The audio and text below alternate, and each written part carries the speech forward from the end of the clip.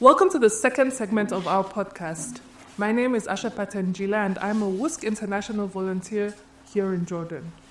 This conversation is part of our commitment towards amplifying volunteer voices and stories, and it's made possible through the support of Global Affairs Canada in alignment to International Volunteer Year.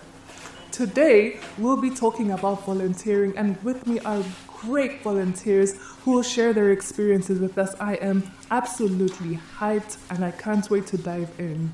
So I'll let them introduce themselves, tell us what's up, and hopefully by the end of this segment, you are hooked. Hi, Asha. My name is Philip Landon. I'm an environmental sustainability advisor at the King Hussein Foundation here in Jordan. Oh, nice to meet you, Philip. Are you from Canada or? I am from Canada. Yeah. Nah, well, how did I guess? Yeah. Baha, I'm a program development advisor with Princess David Institute. Thanks. I'm Nistine. I'm a monitoring, evaluation, and learning advisor with the Princess David Institute. Right, nice to meet you, Nisreen. Nice to have you all here today. I'm very excited. I just want to dive into the topic. So, Nisreen, would you like to take the honor of answering the first question? Sure. And it's, when was the first time you heard about volunteering? I guess I've always heard of volunteering, the concept of volunteering growing up, but I never really got into volunteer work until I was during my second year in university. When I was in university, it was with an International Students Association, and part of what we did was just welcoming first-year students, helping them with their transition, getting to know the campus, the grounds. So yeah, I guess you could say that was my first, It's interesting. volunteer work. Right, it's interesting to know that there's different timelines to start volunteering for someone. So for some people, it's in the first year of university. For me, personally, it was I guess when I was 17, back in church. It was definitely two different segments. Different stages. Yeah, two different life stages. Yeah, you're right. Philip, how about you? Yeah, I think, like Nazreen said, you sort of grow up with the word volunteering, and you do things to help others, and your family sort of says that's a good thing. I think the first time I formally volunteered was actually after I had graduated from university, and I was a bit lost as to what I was going to do for a career, and I was. People said, well, go and volunteer with an organization or in a sector that you want to work in. And so I volunteered. I wanted to get into drama, and I volunteered with a local theater company in Montreal, hoping that I might be able to get a maybe acting role or do something directing in the background. And I walked in and they said, oh, you're the volunteer? I said, yeah, and I'm here to help. And I said, what can I do for you? And they said, do you know how to sew? I said, I'm sorry? Do you know how to sew? And I said, not very well, but you show me. And they said, come here. And they sat down and they taught me how to sew a button on a jacket. And it turned out the play that they were preparing was a period piece where all the costumes had buttons. And so in the end, I spent a full day or 2 full days sewing buttons onto jackets. I got very good at it. But, I thought my volunteering was going to lead to becoming an actor or something like that. It actually led to me being a very good sewer of buttons, but I did what they needed and I felt good about it. Right, and it's nice that you mentioned, because there's expectations versus reality. There's where you're needed and versus what you want, and these are the experiences we experience as volunteers. Oh, I want to do this, but I'm needed here. I needed somewhere else. Yeah. How did you navigate that? How did you come to an acceptance of I just want to? Did you always have a, let's say, a willing heart to contribute, or you feel a little bit sad about? No, I think life does this. It takes you in different directions, and this was the direction that obviously they needed help, and they needed somebody to do that, and I could be there. I had a pair of hands to help do it, and so I was able to do it, and I think that's one of the beauties of volunteering, is that you actually go into places where you may not have been before in a way. Yeah, right. So it's being open-minded, because you did learn something. I did indeed. It is a very important skill. Hopefully you get to sew more buttons soon. Yeah, Baha, this question is going to be directed to you, and it's in regards to, growing up. How did people around you talk about volunteering? And because I know you have a Canada and Jordanian experience, did people talk about volunteering a lot? What was your experience like? To be honest, we got raised with the idea that volunteering is usually extra work, been directed by the elderly to help achieve specific goals. I'll start with how I looked at volunteering. Volunteering to me was a way for me to show off a little bit, engage in the surrounding society, meet like-minded people, etc. But I guess things pay off, right? After a while, you start learning more, and this will take you different routes in your life. The more you excel with your career, the more you use volunteering to not only do extra tasks for free, but also is to influence people, learn from them, and teach them as well. Definitely. You did talk about paying off, right? And we did have this discussion before, and I love this example because it's hard out here. You mentioned that you met your wife volunteering once. Well, my wife was part of the circle around me in Canada, the Arab Society in London, Ontario. And we've done a lot of volunteering that, preparing for celebrations, either religious, Arabic, etc. Yeah. And she was really into that whole volunteering part. And I pursued that to, get closer. But I learned a lot. We end up doing some volunteering work outside of our circle, like old folks' homes, etc. And we got married after. Nice. Actually, you do find love in these spaces. So, of course, for you, you went to for your pursuits. That's not an extra. What is? Oh yeah, it's a very big extra. I can't believe there's more to just the basics that comes out of volunteering. There's more to, oh my gosh, I feel so good about this, and more to everything. It's like you end up with a family. There's to it. 16 years later, we're still both doing it. Oh, love. I volunteer, she does as well. Yeah, that's such a great point. It's 16 years later, you're still in, meaning there's something great behind it, right? But for me, I think there's hope. Now that I hear your message, there's hope that I possibly couldn't find love, but your story has inspired me. I think I'm gonna direct this question to Philip, and is you've mentioned your experiences in volunteering, and I think Baha did mention he's 16 years later, he's still volunteering, and I'm assuming you're here too as well. This happened several years ago, so it's why are you still volunteering? Well, I mean, in some ways, I think I'm in a privileged position to be able to volunteer, and I think there are times in one's life when you've got to make money, you've got to have a paying job, and you have kids, and it's very busy, and it's often hard to find the time to volunteer.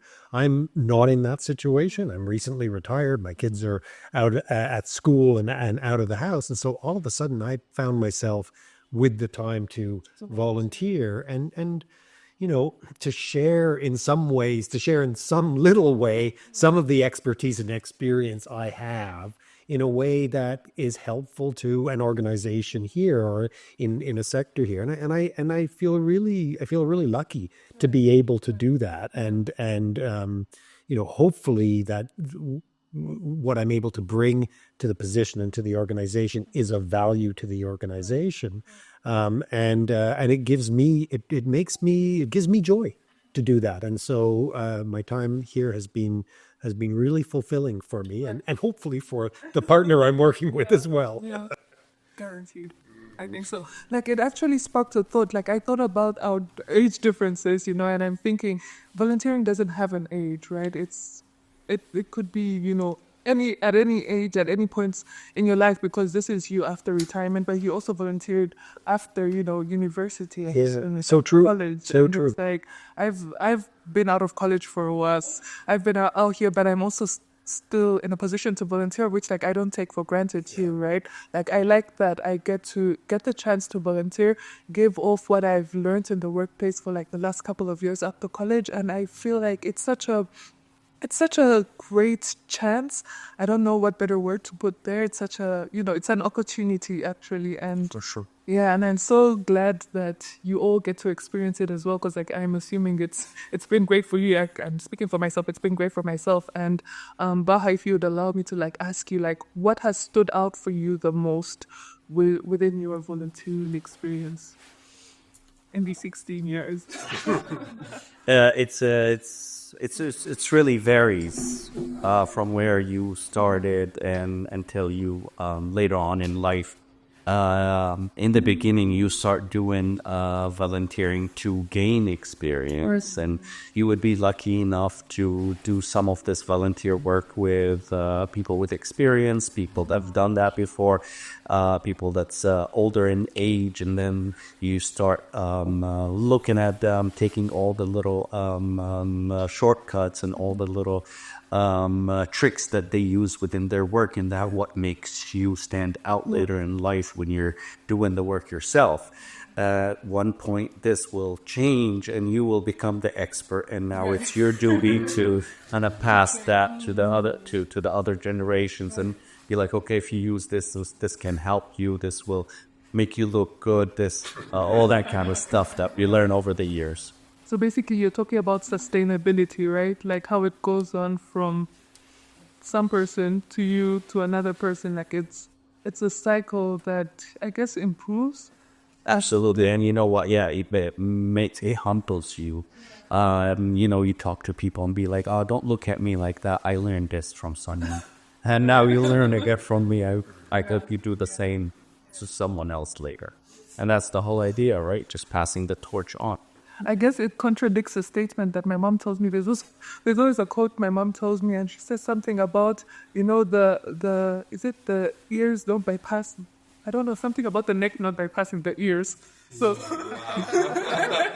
so she tries to tell me, you'll never be a teacher's teacher, but it seems that you do grow in life to a point that you can also pass on knowledge better. Arabs say the eye never exceeds the eyebrow. See, we can different parts. That does make sense. This do you have, anything to say on the topic as well? Basically, what stood up for you? For me, another part of like my volunteering journey, if you want to say, was after graduating from university, and it started with me. I'll volunteer for you. Just tell me what you need. I'll do all the paperwork. I'll do all the work that no one wants to do. Yeah. And then it kind of progressed from there. And like Baha mentioned, it's like you gain all this experience throughout your professional career, and you get to a point where you're able to apply it and you're able to support, the partner organizations with, the expertise that you have, and kind of at the same time, build the capacity of that organization or that staff or team. Yeah. So you kind of pass on the torch. So it's basically as you're getting, you're giving, and as you're giving, you're getting. So it's like an exchange sort of situation, which takes me to my next question, and it's like, did people around you take volunteering seriously? Yeah. Like I think my family and the people around me, they really encouraged volunteering. If there's a volunteering opportunity, take it. You never know where it might lead you. If there's one thing to gain, like if you gain knowledge just from that opportunity, that's a very positive thing. So yeah. I guess from my experience, it's different, right? We're immigrants in Canada and stuff like that, and we moved to Canada to build our lives, to better our lives, and everyone expects you to have like a very good job, a paying job. And when you go out there and you're like, hey, I want to volunteer, they're like, you want to what? Why? Like, why don't you just get a paying job? And you're like, you know what? Like, this is, I think for me, I volunteer because it's in alignment, especially the position I'm doing It's in alignment with my values. It's in alignment with what I'd want to do, what I feel like is purpose. You know, how us Gen Zs are all driven by like and whatnot. But it's my experience would be different, right? It's like not many people have volunteered from where I come from, and you know, they're more inclined to. I mean, they're more drawn to trying to make a living, find stability. You know, yeah. How about you, Philip? Like, how is volunteering? You did mention? I think you did talk a little bit about, you know, how everyone was like supportive. Yeah. Volunteering. Go up here and engage. I think so. I mean, I think sort of from the family, and I think actually as we grow up as children, you are encouraged to volunteer. I do think there can be a sort of stigma, as you suggested, that it's not work, and we, you know, you should be working. Why would you do that when you could be working? But I think that point of view, people sort of misunderstand what volunteering is and the benefit that it gives to us. And so I think, as Baha said, you know, certainly when you're starting in your career, often volunteering is the way to get that experience that you can't get. But it also takes you in areas in your career which you might not have gone to. And as you go through your career and you work with your family or you work with your community, it really brings you closer to the community, it makes you part of the community, makes your family part of the community. And then when you get to the end of your career, you know, it actually is exactly as Baha said, a way to sort of give back in a way that hopefully doesn't seem to be, you know, the old person telling the young kid what to do, but actually something where you can say, yeah, we've been through this experience and hopefully I can help, you know, guide you through that. And it's as I said earlier, it's very fulfilling and it's I think humbling and very rewarding for me in my life to do this. And you know, being able to be an international volunteer and come to a country that I've never been in before, and meet wonderful people and you know, learn about the culture here in Jordan, it's a real privilege, and I feel very, very lucky and fortunate to be in this situation. Situation. Yeah, you did mention something that actually triggered a thought, and I'm thinking you talked about how you're able to give back, but do you think you've been learning new things as well while you've been volunteering? Oh, absolutely, yeah, and I think you learn new things when you put yourself in unfamiliar situations. And so coming to a new country, in a new culture, with a different language, working with an organization that you don't know, there's going to be a lot of learning for you, for sure. And you know, in many ways, I think the international volunteers, learn more than the organizations that they're volunteering with. But it's very much, I think you said, a giving and getting relationship. Yeah, for sure. How about you, Baha? And it's not because of the gray hair that I'm asking. No, absolutely. Some of those kids have really, really good skills and little tricks, especially with all these AI tools that they have, and so it has been a really learning opportunity for me. I learned a lot about all that kind of stuff, and I always like to think about, okay, how can I use the strategic way of thinking that we always had before, and use those tools to enhance our work even more. And the results sometimes are really, really fulfilling. But yeah, I learn every day something new. Yeah, we've heard a lot of great things about volunteering, right? And I know that there are challenges that we have faced as volunteers. So, Nasreen, do you want to share with us?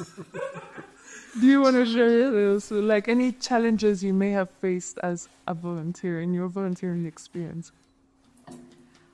Yeah, it's. Who would be the one to say that I haven't faced any challenges? But I mean, like, I have been lucky enough to be with partner organizations that, you know, really value volunteering and having, you know, a volunteer within the team.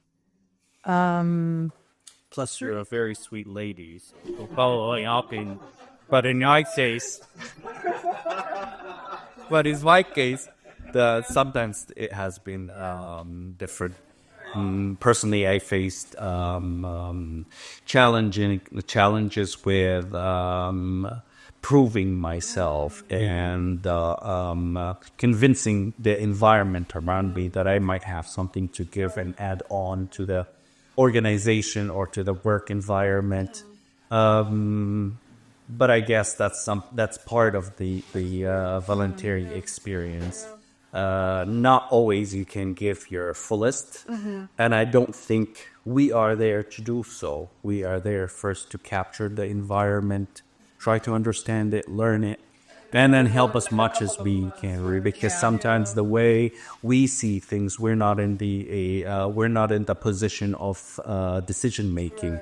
So their path might be a little bit different than our views and visions. So learn the culture, try to give as much as you can, and just... It goes back to like Philip's example about, the expectations versus reality, like where you're needed. Absolutely. Versus, yeah. Yeah, and I was going to say, like, for organizations, it's not always easy on how to deploy a volunteer, how to use a volunteer, because when you've got a staff position, it's clear you've got an HR contract with a position and so on and so forth, and volunteers come in with sometimes a lot of expertise and sometimes not so much expertise, and the expectations on what a volunteer can do is something that often the organization will not know until they see that volunteer for a week, a month, 2 months, 4 months. So for an organization to be able to deploy volunteers well, it's actually a real organizational strength. If you can bring in a volunteer and get them to help and to bring the best of their expertise and experience. But it's not an easy thing to do because and in some cases, the volunteers are still, getting oriented, coming from a different culture, finding themselves as well. So there are elements there which can be a challenge. Right. But, in some ways, they're not that different from the challenge of any new employee sort of getting oriented and comfortable in an organization. But allow me to quote you. There's something you said about institutions, and you're like, the best institutions are institutions that know how to make use of volunteers. Yeah, what I've sort of found in my experience is that organizations that can use volunteers well and get them going well, that's a real indicator of a strong institution with strong capacity, because they have to be able to find and sort of manage the ambiguity a little bit, both from the volunteer side and from the rest of the staff side. So if you have an organization that's able to use volunteers well, get the most out of them, and have good volunteering experiences and good results and impact as a result, that shows a strong organization. Yeah, for sure. And not to take us aback, like when Baha was speaking about his experience, the challenges he experienced, I said, oh, well, I'm experiencing the same thing as Baha, like I came in and I'm thinking, like I'm probably not giving in as much as I should, or, I'm not living up to, I guess, the best of my capacity, and like it got me going through some sort of imposter syndrome, like it is stuff that you experience, and I think it's quite normal, right? It's accepting that it will happen. Yeah, I think just understanding that the volunteer position is to support. It's not in the decision-making position.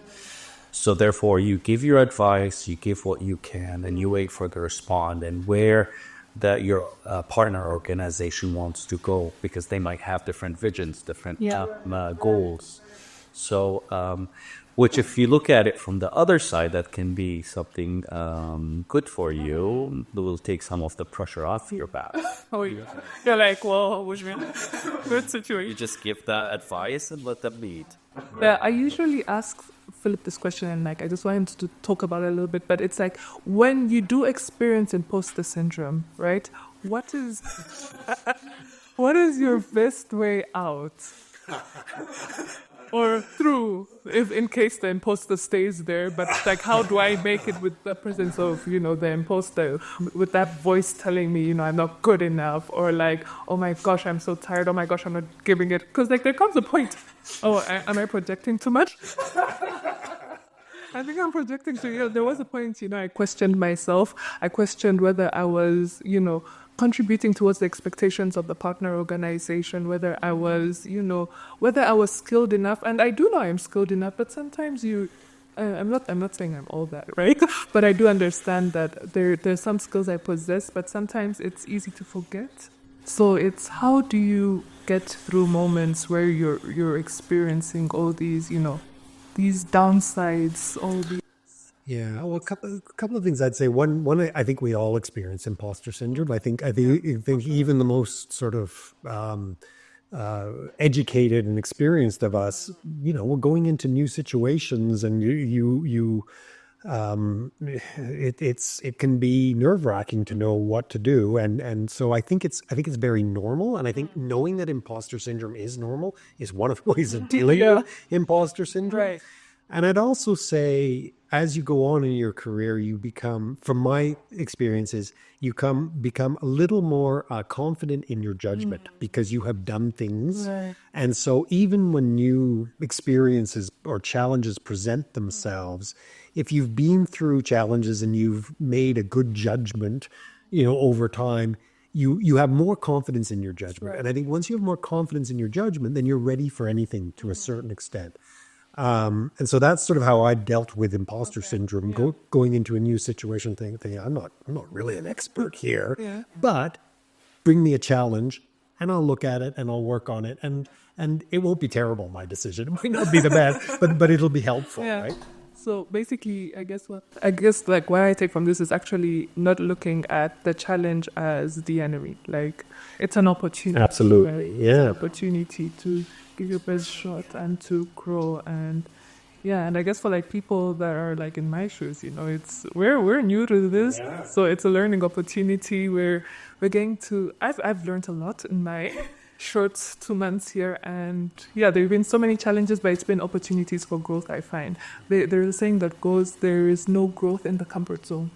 So I realize every time I'm comfortable, I have to ask myself, am I growing, or am I too comfortable? So I like that volunteering has put me in a position where I get to challenge a lot of things that I know and unlearn and relearn certain things. Yeah, nice.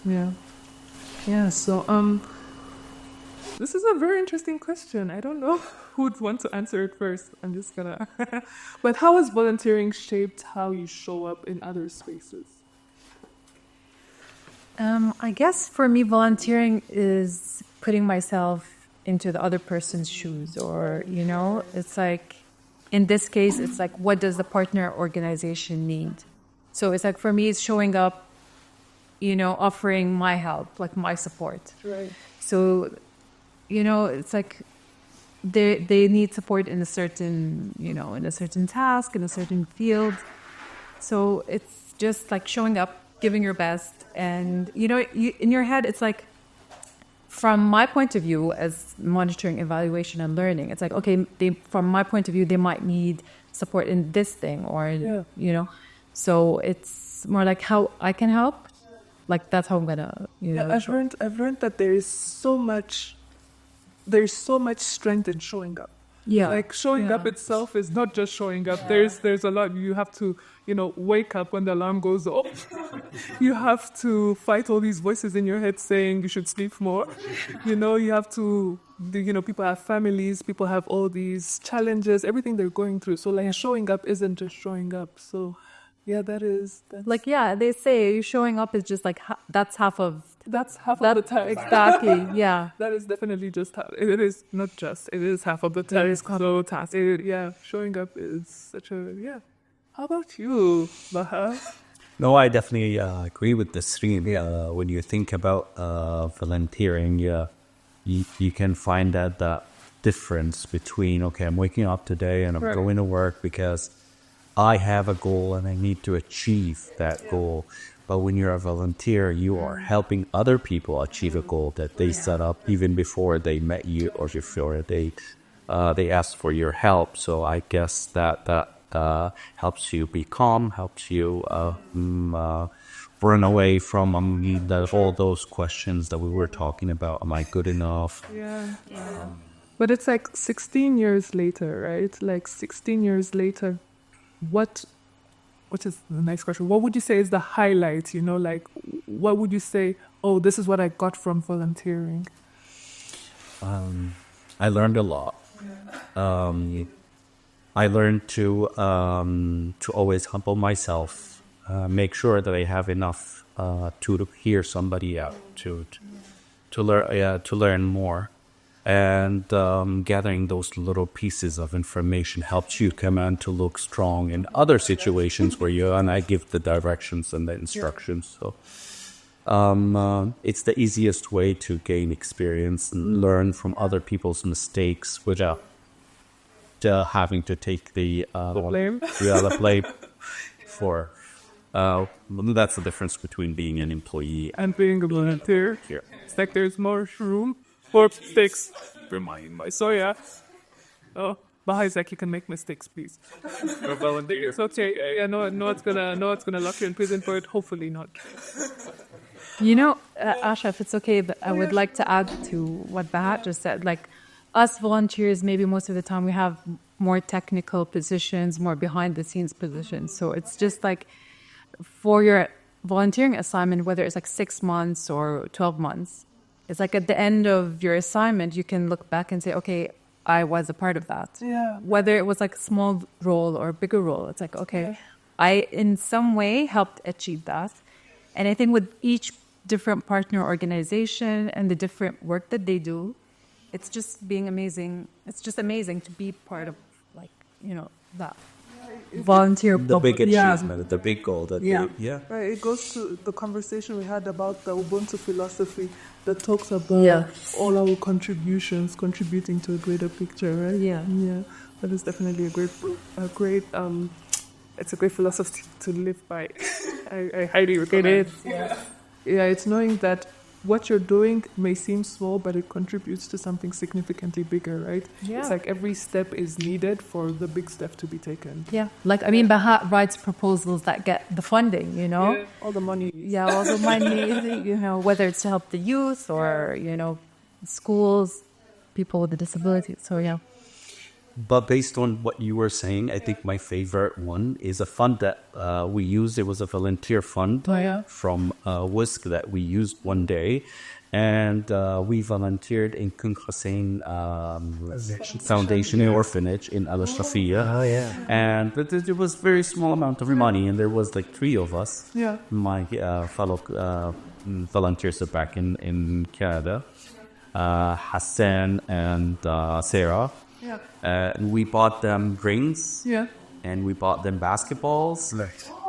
We bought them like pumps and all the gear and the t-shirts and sneakers and whatever. Yeah. It does. It does. Wow. That's such a powerful story. I like if I may, I wanted to just jump on what Nasreen said about Baha writing proposals, Right. which is actually a very big part of an organization. And you're saying just But at the same time, those proposals do not get funded if the programming team does not do good programming. And so and to the, you know, it takes a village philosophy, right? It's like this is a really important role that he plays, and in some ways a very like an absolutely critical and essential role. But again, it's the whole organization, and so you play a part in that organization, and it's nice, as I think you said, Nazreen, to take yourself out of the I have to look for credit. You know, when you're in a job and this is my credit, that was my way. You can celebrate that win because it took everybody to do that, and I think volunteering helps give that perspective a bit. right. Yeah. So as a volunteer, you do belong, like you. Yeah. For that moment, I guess. For that moment, oh, absolutely. For that moment, you do belong to the organization. You do belong to whatever the organization is working towards. You're a big part of it. It's for sure. So this is my favorite part, and it's if you would tell anyone that's thinking of volunteering something, what is it that you would tell them? You know, like if you could tell someone that's, let's say, older and and they're retired and they want to and they're thinking of like what next, like how can I contribute to the community, like what would I say to them?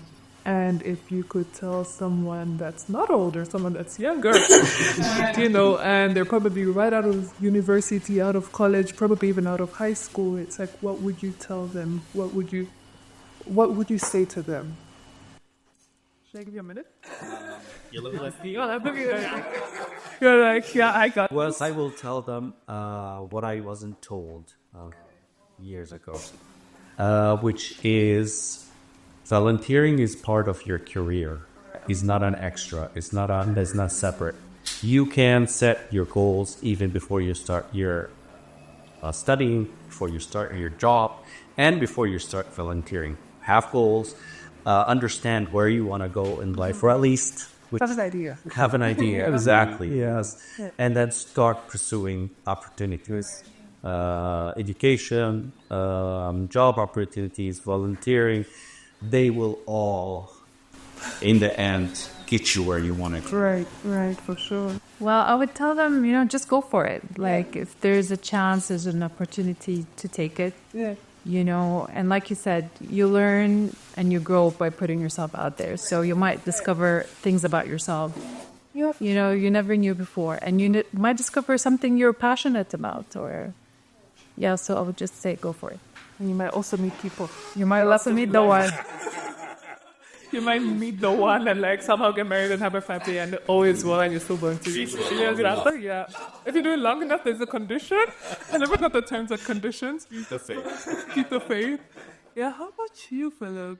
Well, I mean, I've heard a lot of great things in this conversation. There's no growth in comfort zone. Yeah. And telling somebody that and thinking about your life ahead of you, or even your life ahead of you, and how many opportunities there are in this world, and you limit yourself if you just focused only on the career in your job.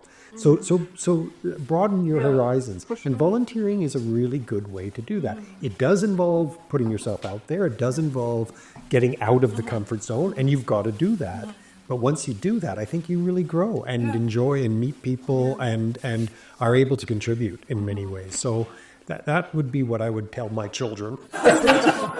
but I would also tell the people who are at the same stage of their career as me, which is that where you've in some ways come to the end of that working career. It's not the end of life. There's many more things to do. And so many years. So many years and so many opportunities to volunteer where you can be very helpful and it's so rewarding. Right. For sure. It's nice. There's so much wisdom in here, and I'm like, oh my gosh, will I have anything else to say? But if you permit me, and this is from everything I've heard from everyone, what I've learned is that value isn't just monetary, right? It's not really just about the money that you're getting.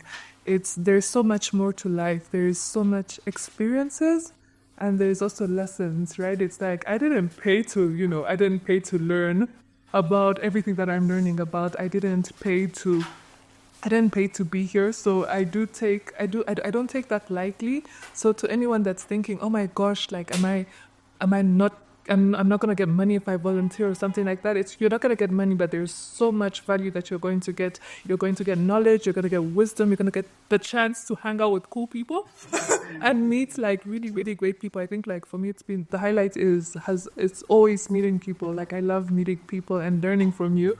So it's more knowledge, which if you ask me, it's more money. Apparently I've been called a material girl, but its value isn't just monetary. Like there's so much value in everything else, and so give it a try for sure. Thank you so much for being a part of this conversation. I loved hearing from you. I hope this is not the last time that we get to meet. It's not the last time we get to talk and have these conversations, and that would be it from us.